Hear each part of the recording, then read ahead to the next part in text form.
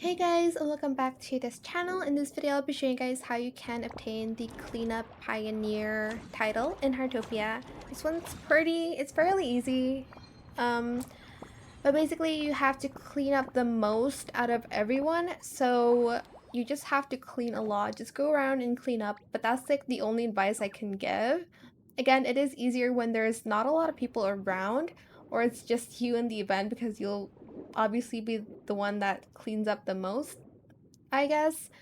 But basically just go around and clean up and you'll get the title. It was fairly easy. Again, for me, like I was just cleaning, I kept cleaning, cleaning, cleaning, and I just got the title in the end.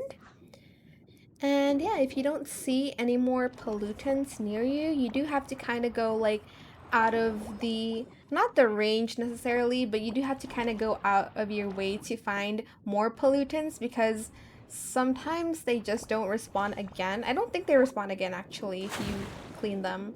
So yeah, do that and you'll get the Cleaning Pioneer title. I hope this tutorial was helpful for you guys. Don't forget to like, comment, share, and also subscribe to this channel if you haven't done that already.